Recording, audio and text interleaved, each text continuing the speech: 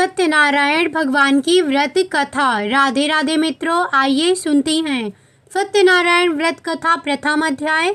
एक समय की बात है, नैमिषारण्य तीर्थ में सौनिकाद 88,000 ऋषियों ने श्री सूत जी से पूछा, हे प्रभु, इस कलयुग में वेद विद्या रहित मनुष्यों को प्रभु भक्ति किस प्रकार मिल सकती है तथा उनका उद्धार कैसे होगा? हे मुनि श्रेष्ठ, कोई ऐसा तप बताइए जिससे थोड़े समय में ही पुण्य मिले और मनवांछित फल भी मिल जाए। इस प्रकार की कथा सुनने की हम इच्छा रखते हैं। सर्वशास्त्रों के ज्ञाता सूत जी बोले, हे वैष्णवों में पूज्य, आप सभी ने प्राणियों के हित की बात पूछी है, इसलिए मैं एक ऐसे श्रेष्ठ व्रत को आप लोगों को बताऊंगा जिसे नारद जी ने लक्ष्मी नारायण से पूछा था और लक्ष्मीपति ने मुनि श्रेष्ठ नारद जी से कहा था। आप सब इसे ध्यान पूर्वक सुनिए। एक समय की बात है, योगीराज नारद जी दूसरों के हित की इच्छा के लिए अनेकों लोकों में घूमते हुए मृत्यु लोक में आ पहुँचे। यहाँ उन्होंने अनेक योनियों में जन्मे प्रायः सभी मनुष्यों को अपने कर्मों द्वारा अनेकों दुखों से पीड़ित देखा। उनका दुख देख नारद जी सोचने लगे कि कैसा यत्न किया जाए जिसके करने से निश्चित रूप से मानव के दुखों का अंत हो जाए। इसी विचार पर मनन करते हुए वह विष्णु लोक में गए। वहाँ वह देवों के ईश भगवान नारायण की स्तुति करने लगे, जिनके हाथों में शंख, चक्र, गदा और पद्य थे, गले में वरमाला पहने हुए थे। श्री स्तुति करते हुए नारद जी बोले, हे भगवान, आप अत्यंत शक्ति से संपन्न हैं। मन तथा वाणी भी आपको नहीं पा सकती। आपका आदि, मध्य तथा अंत नहीं है। निर्गुण स्वरूप सृष्टि के कारण भक्तों के दुख को दूर करने वाले आपको मेरा नमस्कार है। नारद जी की स्तुति सुन विष्णु भगवान बोले, हे मुनि श्रेष्ठ, आपके मन में क्या बात है? आप किस काम के लिए पधारे हैं, उसे निसंकोच कहो। इस पर नारद मुनि बोले कि मृत्युलोक में अनेक योनियों में जन्मे मनुष्य अपने कर्मों के द्वारा अनेकों दुख से दुखी हो रहा है। हे नाथ, आप मुझ पर दया रखते हैं तो बताइए कि वो मनुष्य थोड़े प्रयास से ही अपने दुखों से कैसे छुटकारा पा सकता है। श्री हरि बोले, हे नारद, मनुष्यों की भलाई के लिए तुमने बहुत अच्छी बात पूछी है। जिसके करने से मनुष्य मोह से छूट जाता है, वह बात मैं कहता हूँ, उसे सुनो। स्वर्गलोक व मृत्युलोक दोनों में एक दुर्लभ उत्तम व्रत है जो पुण्य देने वाला है। आज प्रेम वश होकर मैं उसे तुमसे कहता हूँ। श्री सत्यनारायण भगवान का यह व्रत अच्छी तरह विधान पूर्वक करके मनुष्य तुरंत ही यहाँ सुख भोग कर मरने पर मोक्ष पाता है। श्री हरि के वचन सुन नारद जी बोले कि उस व्रत का फल क्या है और उसका विधान क्या है? यह व्रत किसने किया था? इस व्रत को किस दिन करना चाहिए? सभी कुछ विस्तार से बताएं। नारद की बात सुनकर श्री हरि बोले, दुख व शोक को दूर करने वाला यह व्रत सभी स्थानों पर विजय दिलाने वाला है। मानव को भक्ति व श्रद्धा के साथ शाम को श्री सत्यनारायण की पूजा धर्मपरायण होकर ब्राह्मणों व बंधुओं के साथ करनी चाहिए। भक्ति भाव से ही नैवेद्य, केले का फल, घी, दूध और गेहूं का आटा फवाया लें। गेहूं के स्थान पर साठी का आटा, शक्कर तथा गुड़ लेकर वह सभी भक्षण योग्य पदार्थों को मिलाकर भगवान का भोग लगाएं। ब्राह्मणों सहित बंधु बांधवों को भी भोजन कराएं। उसके बाद स्वयं भोजन करें। भजन कीर्तन के साथ भगवान की भक्ति में लीन हो जाए। इस तरह से सत्यनारायण भगवान का यह व्रत करने पर मनुष्य की सारी इच्छाएं निश्चित रूप से पूरी होती हैं। इस कलिकाल अर्थात कलयुग में मृत्युलोक में मोक्ष का यही एक सरल उपाय बताया गया है। इति श्री सत्यनारायण व्रत कथा का प्रथम अध्याय संपूर्ण। श्रीमन नारायण नारायण नारायण, भजमन नारायण नारायण नारायण। श्री सत्यनारायण भगवान की जय। श्री सत्यनारायण कथा द्वितीय अध्याय।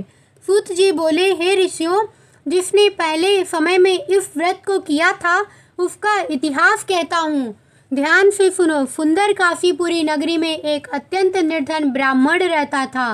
भूख प्यास से परेशान वह धरती पर घूमता रहता था। ब्राह्मणों से प्रेम करने वाले भगवान ने एक दिन ब्राह्मण का वेश धारण कर उसके पास जाकर पूछा, हे विप्र, नित्य दुखी होकर तुम पृथ्वी पर क्यों घूमते हो? दीन ब्राह्मण बोला, मैं निर्धन ब्राह्मण हूँ, भिक्षा के लिए धरती पर घूमता हूँ। हे भगवान, यदि आपका इसका कोई उपाय जानते हो तो बताइए। वृद्ध ब्राह्मण कहता है कि सत्यनारायण भगवान मनोवांछित फल देने वाले हैं, इसीलिए तुम उनका पूजन करो।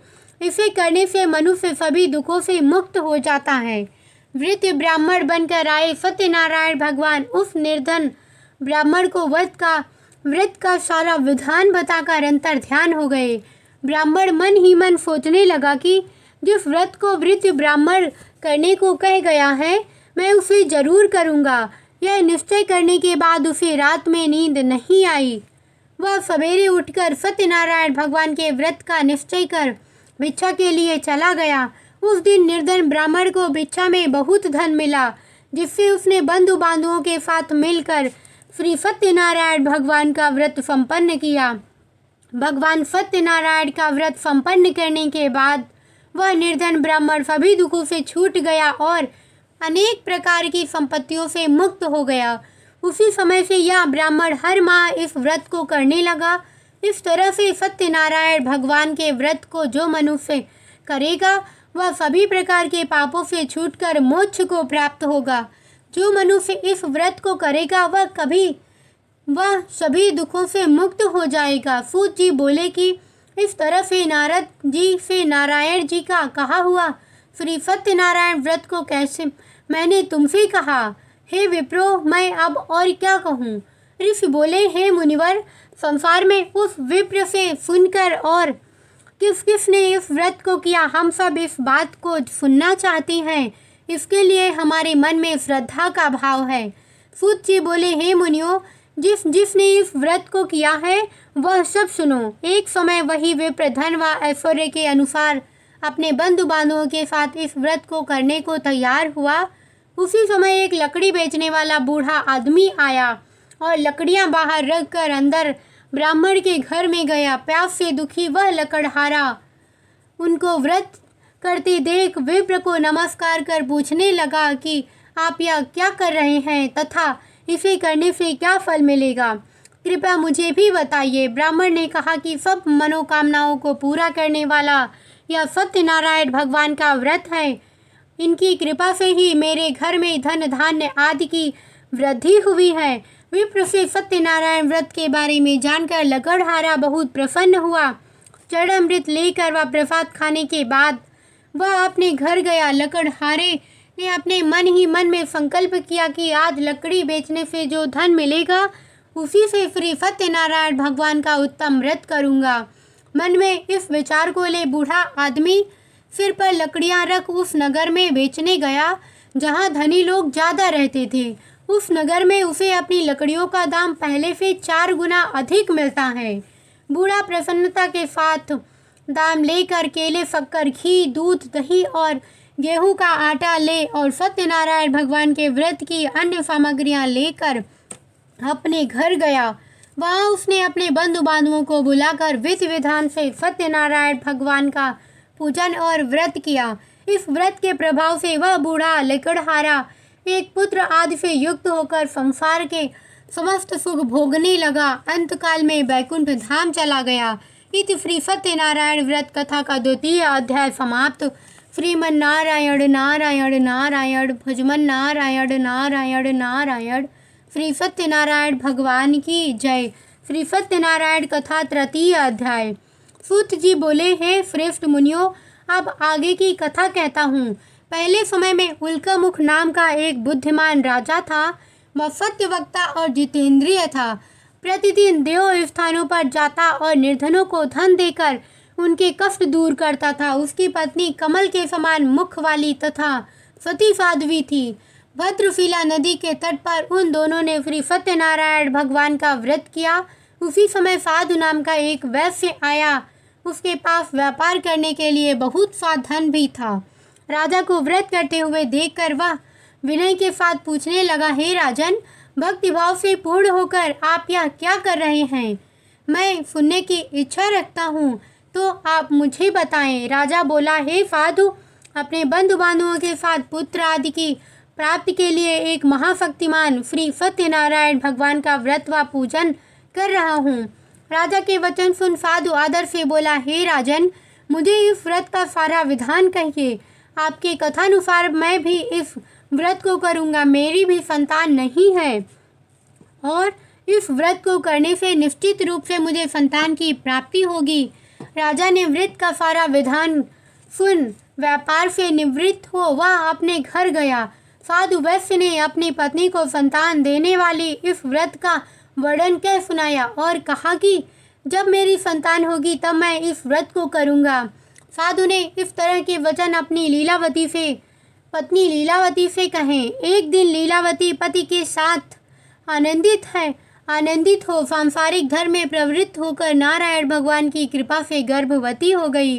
10वें महीने में उसके गर्भ से एक सुंदर कन्या ने जन्म लिया। दिनों दिन वह ऐसे बढ़ने लगी जैसे कि शुक्ल पक्ष का चंद्रमा बढ़ता है। माता पिता ने अपनी कन्या का नाम कलावती रखा। एक दिन कल लीलावती ने मीठे शब्दों में अपने पति को याद दिलाया कि आपने सत्यनारायण भगवान के जिस व्रत को करने का संकल्प लिया था उसे करने का समय आ गया है। आप इस व्रत को करिए। साधु बोला कि हे विप्र, इस व्रत को मैं उसके विवाह पर करूँगा। इस प्रकार अपनी पत्नी को आश्वासन देकर वह नगर को चला गया।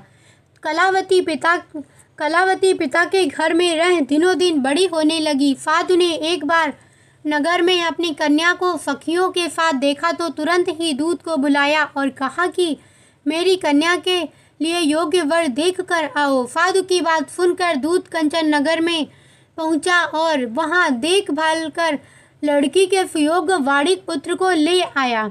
सुयोग्य लड़के को देख साधु ने बंधु बांधवों को बुलाकर अपनी पुत्री का विवाह कर दिया। लेकिन दुर्भाग्य की बात यह है कि साधु ने भी अपने श्री सत्यनारायण भगवान का व्रत नहीं किया। इस पर श्री भगवान क्रोधित हो गए और श्राप दिया कि साधु को अत्यधिक दुख मिले। अपने कार्य में कुशल साधु बनिया जमाई को लेकर समुद्र के पास स्थित होकर रत्नासारपुर नगर में बस गया। वहां जाकर दामाद ससुर दोनों मिलकर चंद्रकेतु राजा के नगर में व्यापार करने लगे। एक दिन भगवान सत्यनारायण की माया से एक चोर राजा का धन चुराकर भाग रहा था। उसने राजा के सिपाहियों को अपना पीछा करते हुए देख चुराया हुआ धन वहां रख दिया जहां साधु अपने जमाई के साथ ठहरा हुआ था। राजा के सिपाहियों ने साधु वैश्य के पास जाकर राजा का धन पड़ा देखा तो वह ससुर जमाई दोनों को बांधकर प्रसन्नता से राजा के पास ले गए और कहा कि उन दोनों चोरों को हम पकड़ लाए हैं, आप आगे की कार्यवाही की आज्ञा दें। राजा की आज्ञा से उन दोनों को कठिन कारावास में डाल दिया गया और उनका सारा धन भी उनसे छीन लिया गया। श्री सत्यनारायण भगवान के श्राप से साधु की पत्नी भी बहुत दुखी हुई। घर में जो धन रखा था उसे चोर चुरा ले गए।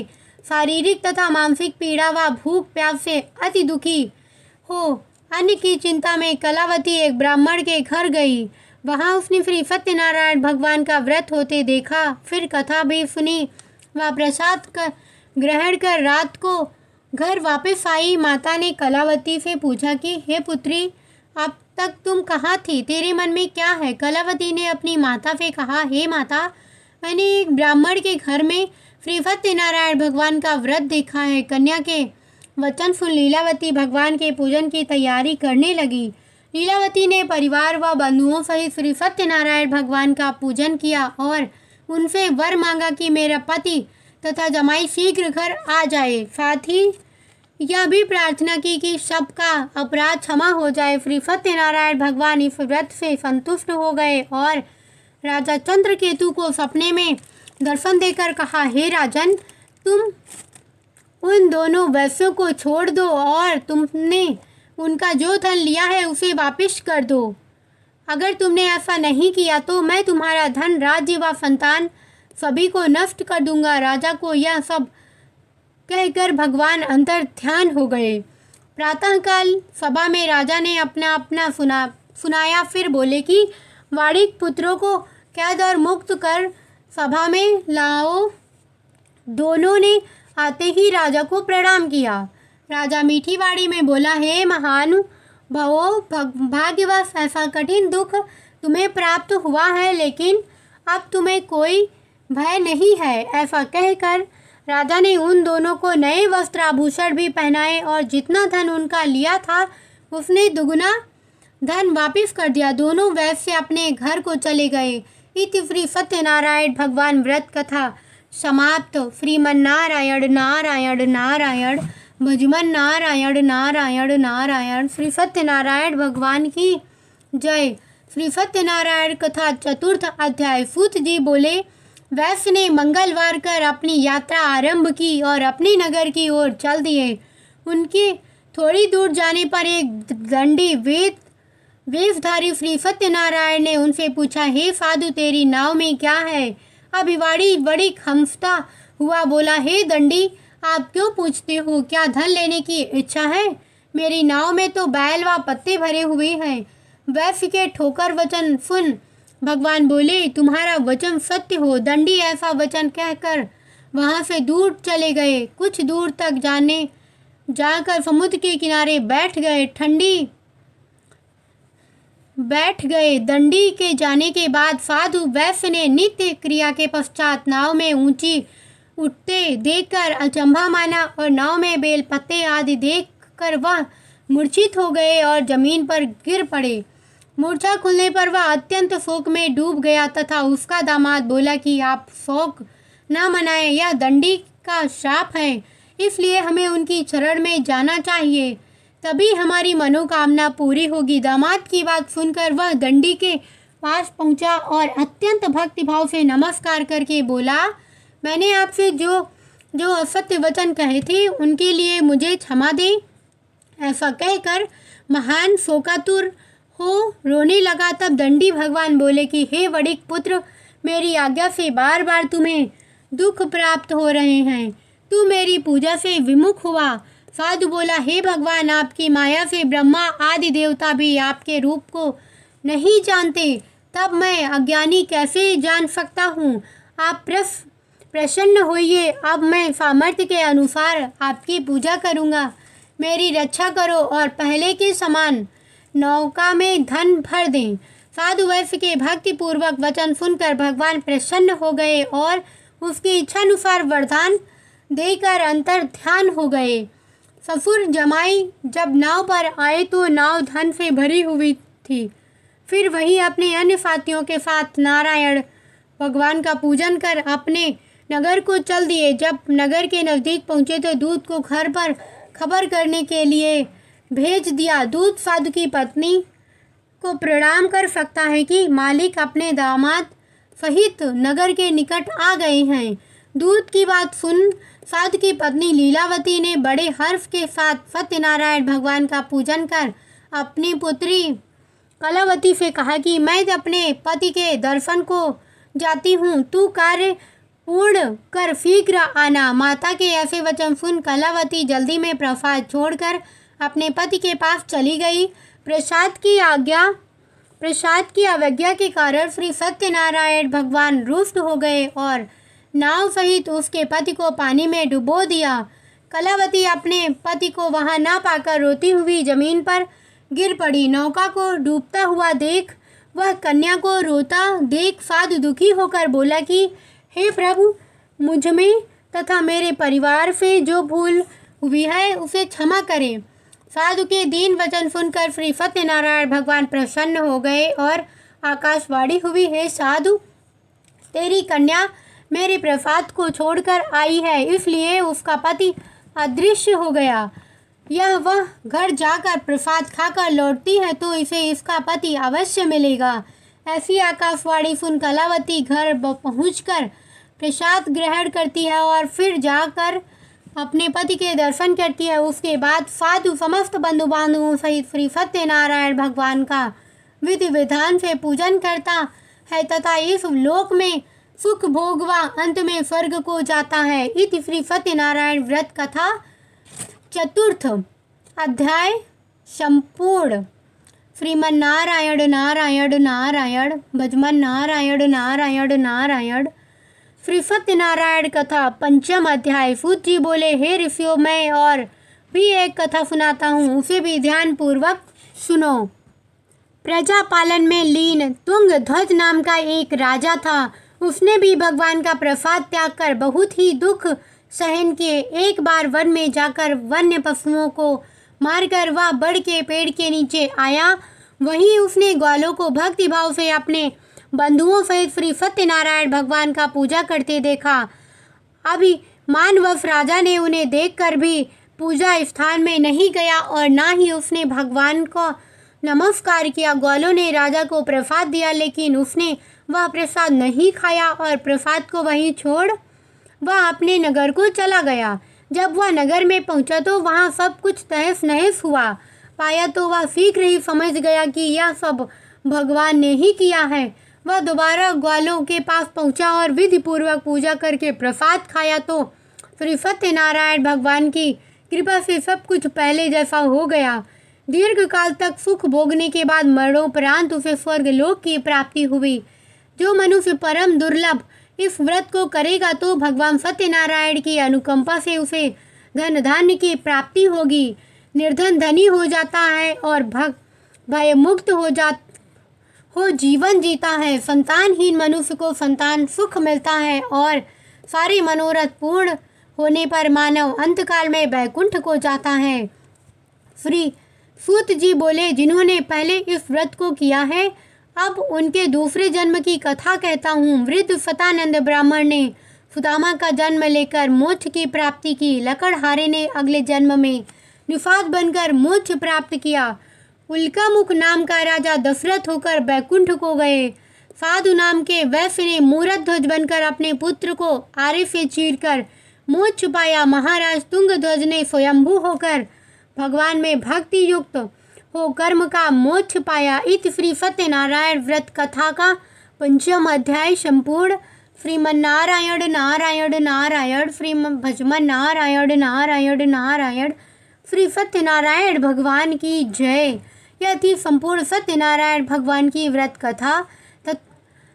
यदि कथा पसंद आई हो तो वीडियो को लाइक, चैनल को सब्सक्राइब करके कमेंट में सत्यनारायण भगवान की जय जरूर लिखना। साथ ही मित्रों संबंधियों के साथ शेयर करना। धन्यवाद।